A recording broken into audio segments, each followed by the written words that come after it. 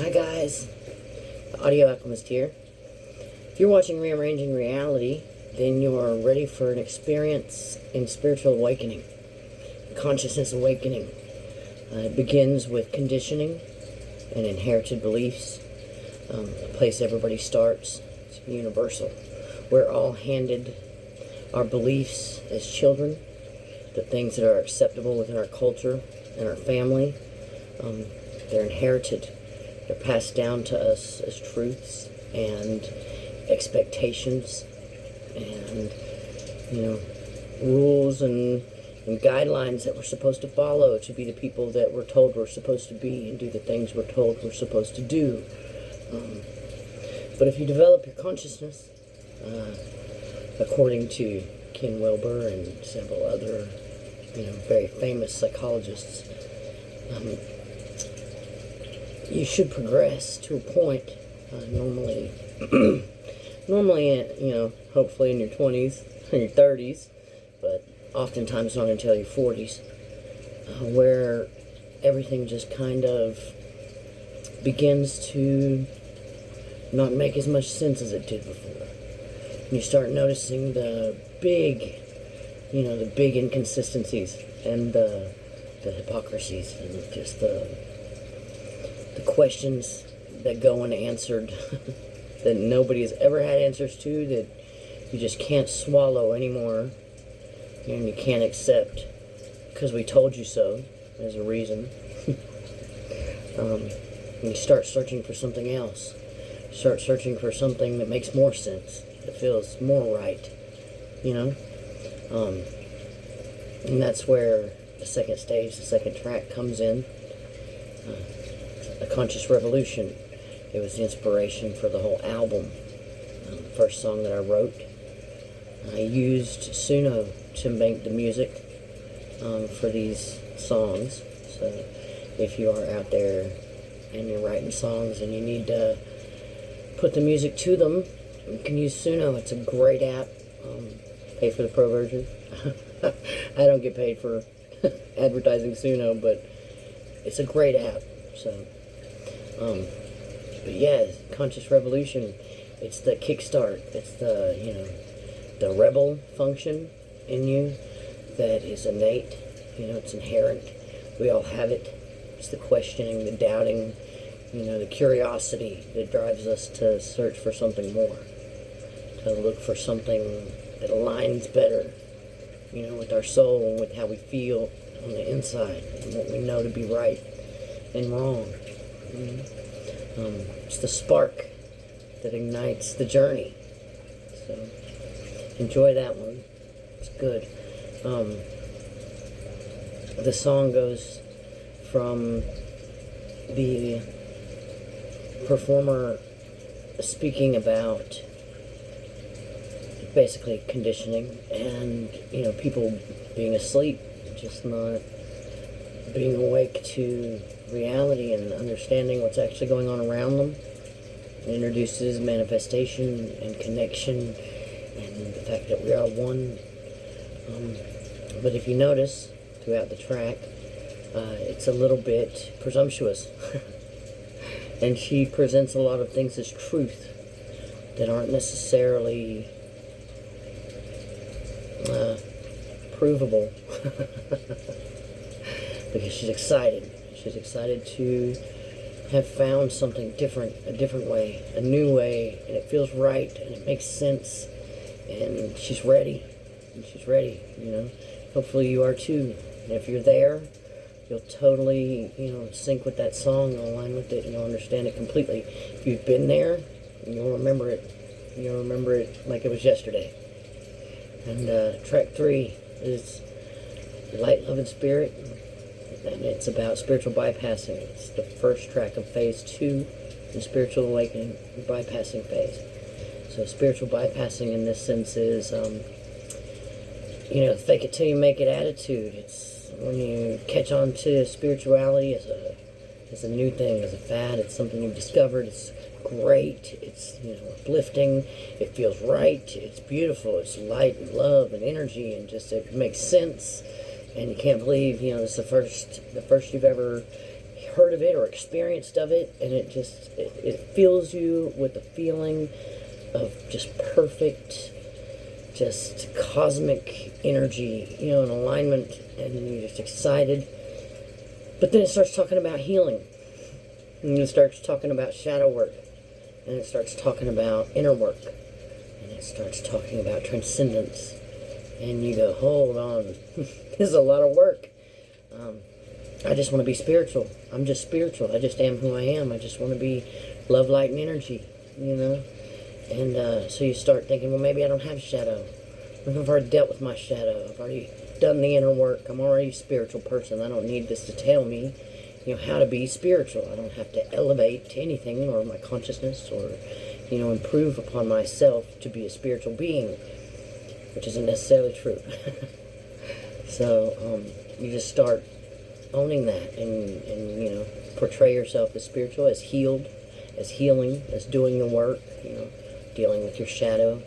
But when you go home, you don't actually read the books and you don't actually do the work. You understand the concept, maybe you've read up on it, but you don't actually do the work. You say you do, or you say you have, or that you are. That's spiritual bypassing. That's wearing spirituality like a costume, like a mask, hoping that eventually it'll be true, that it'll be who you are instead of what you're doing. And it doesn't really work that way. Track 4 is you can't skip the hard things. And the performer is the confronter. And that's the voice of your integritous conscience. So your integrity, the thing that says, hey, you're not being fully honest because you're not actually doing the work. Why are we still so messed up? Why do we still get so triggered? When we speak to certain people, why do we still act a certain way? Why are we lying and pretending? What is this feeling in the pit of my stomach when I tell people I'm healed? It tells me that may not be true. Your integrity is what aligns your words with your actions. So it makes people believe you when you tell them something because they can see you walking the walk while you're talking the talk, not doing one or the other. Your integrity makes you trustworthy, makes you dependable. It aligns who you are with what you do and say, living the life that you say you're living. So that's track 4. Track 5 is the reply to track 4. And track 4 is the reply to track 3. So track 5 is when your dreamer function comes out, and it's inherent as well. We all have it. It's our imagination, that part of us that believes in beauty and love in the world, and just, that if everybody could just get along, the world would be a better place. No war, no hate, no violence. That we could all just share the space and love one another. And love should be enough. Like John Lennon said, all you need is love. It's that part of us that believes that wants to believe that inner child that still believes in magic. Our true selves that still believe that there's hope for the world and the human race and everything else in it. A part of our ego that says, this is good. This could be better. This could be a better place if it weren't for all the, hate, discrimination, violence, anger, greed. Those 3 parts of us are the parts that are affected the most by trauma. When we're children, childhood trauma completely calibrates our nervous system and our brains at a different calibration, a different setting than your average person. And a lot of us have childhood trauma, different kinds of childhood trauma, same kinds of childhood trauma. All over the world, we've been through the same thing, going through the same stuff. And when you're developing, your brain, your nervous system is all still forming. It's new, you're young, you're a kid. It's just figuring it out and wiring what safety is. And when you experience trauma, that calibration gets thrown off. Your 0 becomes somebody else's 20, 30, 40.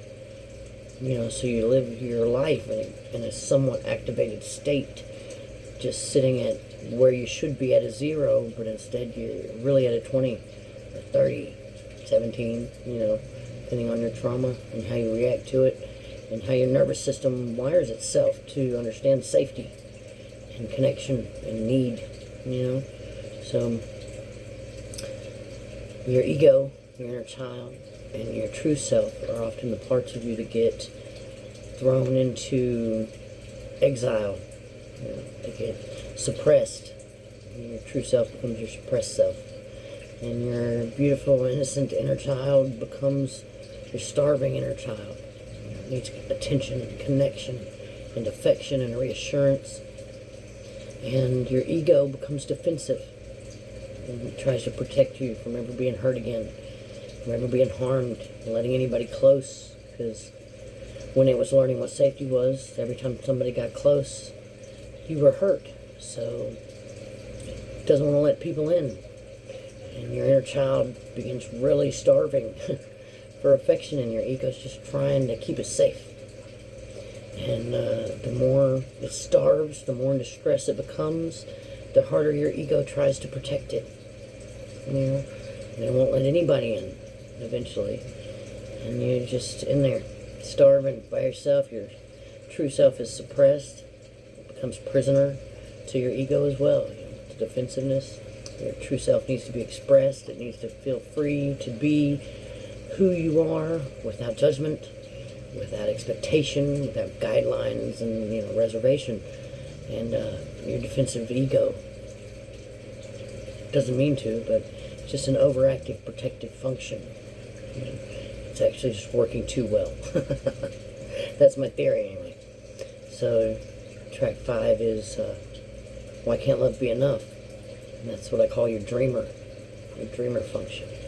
It's the voice of your inner child, your true self, and your ego. And it speaks from the part of you that just wants love to be enough, that believes in magic, still, even after everything you've been through. And it's a little bit defensive. It's a little bit trying to escape responsibility and accountability. Because why do we have to focus on the bad things? Track 4 says you can't skip the hard things. Got to do the work. You can't skip it. And track 5 says why not? So we don't skip it, but why do we have to focus on it? Why can't we just focus on the good stuff? And it's really hard to maintain that point of view in a real world. Surrounded by real life. And at that point, you normally would experience your shadow eruption, where all of those exiled parts of you explode out of the shadow, which is the residual field left behind by your trauma. It's your functioning from within. It's like a dark energy cloud that just kind of wraps around you and follows you through your life. And everything you do and everything you see and experience is experienced through that lens that's foggy and dark from your trauma, especially if you haven't dealt with it, you haven't healed from it. The more you haven't healed from it, the more that you carry it around, the darker that field is, and the harder it is to see the light. So your shadow erupts. In Rearranging Reality, track number 6 is actually a dialogue between your defensive ego, your suppressed self, your starving inner child, and your inner critic. Because your inner critic is the voice of conditioning and expectation that you're handed down from childhood, often by your parents or your caretakers, your role models, sometimes your abusers. It's the voice that tells you you're not good enough, that you're going to fail, that you suck, that you're a horrible person, and that you ought to just give up. You're ugly. So if you listen to track 6, imagine in the beginning that the da-da-diddy-dum-dums are your inner critic, taunting all of your parts like a puppet master, playing the roles, each one of them a puppet, pitting them against each other. This album, every album on Recalibration Station, is designed to recalibrate your nervous system somehow. So this one recalibrates trauma from identity, trauma from conditioning, social conditioning, and the portrayal of what spirituality is supposed to be based on, our understanding of religion, which isn't technically the same thing. Does a lot of damage. And I think if we knew when we were young what we know now, we would have chosen to be spiritual all along. Because we're born spiritual beings, spiritually connected to the universe and to each other, to life, and everything that's living. Our consciousness is cosmic. It's powerful. It's definitely spiritual. And you don't have to have religion to be a spiritual person. So, track 7 is Freak Show Fracture. And after you have an eruption from your shadow, and you know the parts of you see the parts of you that are dark, or that are, that you maybe need work, maybe need a little work. The parts of you that lie, or hide, or are deceitful, or manipulative, or just broken, or at least you feel like they are. You start seeing that everywhere you look, and everybody else, and every system, and every organizational structure, and every business, every friend, every actor that you like on TV, like every movie that you see, everything everywhere is saturated, and all you see is shadow of everything, over everything, and how it functions from within its shadow. And you feel like you're the only one that sees it. Like, why am I the only one? Doesn't anybody else see this? What the hell's going on? It just seems, you seem so lost. You feel so lost. Like, you feel so lost. And it's unbelievable. It's unbelievable sometimes. How we're all walking around in the same maze. And everybody's lost. So the next track is track 8, and your dreamer is back to argue, to say, nobody's unworthy. If everybody has a shadow, we're all functioning from within that shadow, and nobody has the right to judge anybody. Nobody has the right to judge me. I'm not going to judge them. They have no right to judge me. We all need a tribe. We need somewhere to belong. We all have dark bits. So it's an overextension of acceptance in order to avoid accountability. If you don't want to be held responsible or accountable for the things you've done wrong or the people that you've hurt, then why not create a tribe where nobody's held accountable and nobody's responsible for the things that they've done, because the system is responsible, because it's functioning from shadow, and we're all within the system, right? We're all victims to the system. It's avoidance. It's avoiding accountability. Somebody has to be responsible. That somebody is you. It's you, man. And you're responsible for your actions. You're responsible for your words. You're responsible for the things that you do that affect other people every day. And being accountable for those things means doing something about it. Doing something to make it better. To fix the situation. To repair the damage that you've done. Regardless of what that means, like what that looks like, how much work that is for you. Other people have to hold you accountable. Like your tribe, your community, the people that you've hurt, they hold you accountable by expecting those repairs. And you have to deliver. You have to deliver on them. You have to deliver on them. It's part of being human. You can't go around wounding other people and just leaving them in the aftermath, especially when those wounds come from a place where you've been traumatized and they're intentional. They do that much more damage. So track 9 is drifting away from me, and that's It's performed by the drifter function, which is an adaptation of a function because of trauma.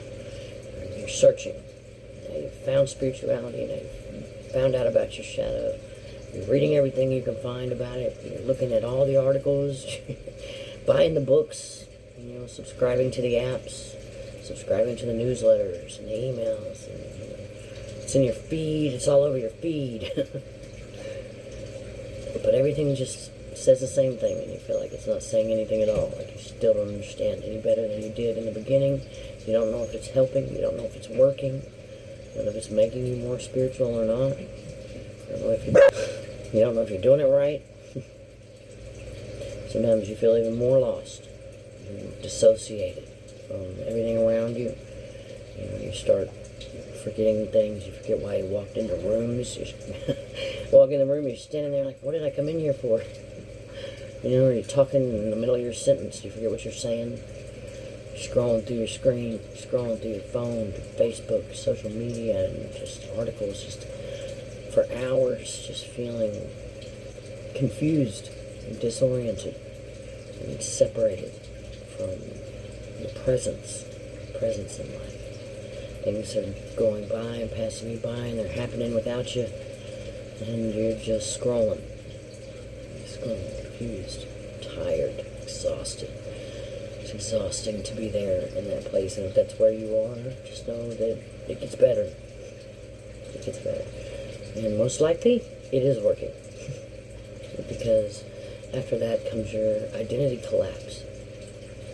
Once you've got all that information in there and you can't read anymore, you can't process anything else, eventually that identity that you've built, that you've been carrying, that is made from the bits of you that experienced trauma and experienced the life through that lens, the adaptations of the functions that should have been supporting you, that were actually working against you, the parts of you that were behaviors and expressions of yourself that you have identified with for most of your life are the bits that have to be let go of. They're the bits that die, not your ego, your identity.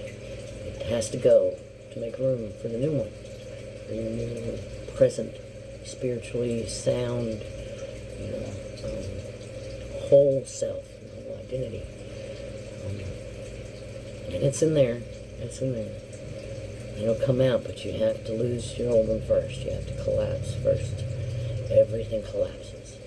Everything feels like it's the end. Feels like you're dying. Like you're going to die and you're just never going to make it through. And like no one could ever help you or understand you or save you. And there's nobody there but you at the end of the day, and you're laying in bed, praying to God that you don't wake up the next morning. It's too hard, it's too much. I can't do this, I can't do this. I don't want to do this. And you go to sleep, cry yourself to sleep maybe, all alone, just there by yourself, just struggling to make it through the night with just yourself. And in the morning, you wake up, you open your eyes, and there you are, still laying in your bed by yourself. The birds are chirping, the sun's up, and you got to go to work because life goes on. But at that point, your old identity has collapsed, and you're getting yourself up off the floor, at the bottom, your rock bottom.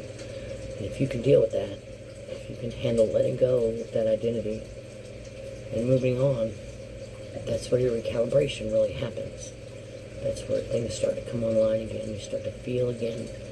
You start to think, I might do this. I might make it through this. I'm starting to feel happy. I'm starting to feel joy. I'm starting to see beauty again. Feel love. Experience life present, in the moment, there, without my phone in my face. Laughing at jokes because they're funny when I heard them, not when I reflect on them later. Understanding the importance of conversations that you're having with people when you're having them, instead of when you think about it later.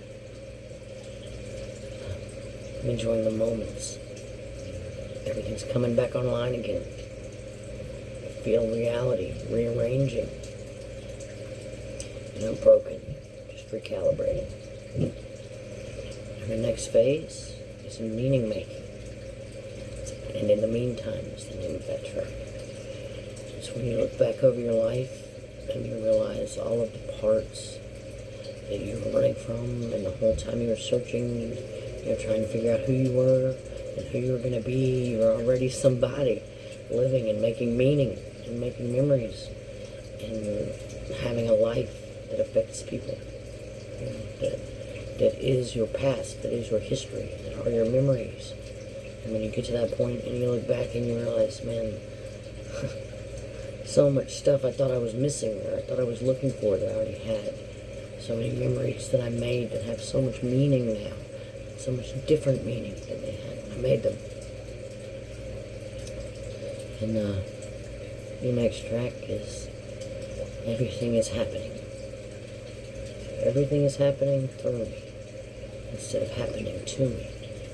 So when you realize that the choices that you make are the constraints, they are the frame, the structure of your life. Like, they are the things that direct you down your path, which path you're going to take, which reality you're going to choose, which timeline you're going to enter and stay in or merge through.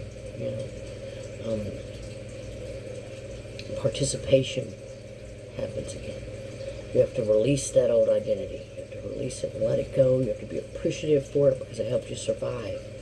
Be thankful for all the work that it did and all the weight that it carried. But you got to let it go. The community sends it off. It's led by the procession leader, which is a function that is also adaptive. And she leads the way in a New Orleans funeral style procession.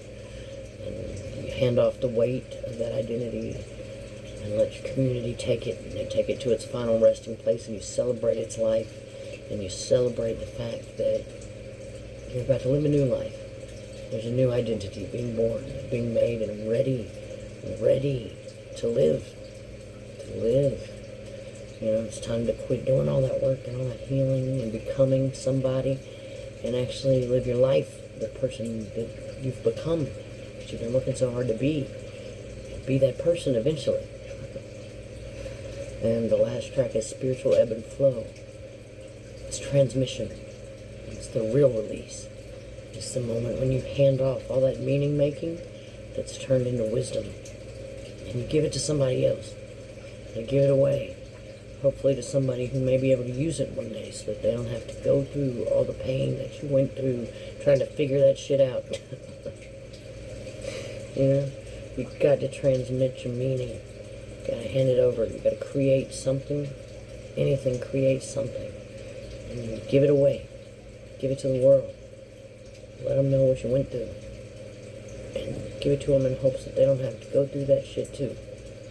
They don't have to carry that weight. You just sit it down and walk away and give it as a gift to somebody who will use it. And that's how you let it go. That's how you let it be.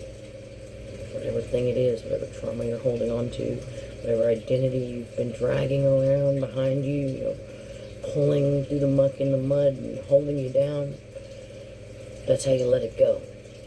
You have to give it away to create something out of it that's useful or beautiful or meaningful. It's got to be meaningful. And then you give it to the world, or just to one person, somebody.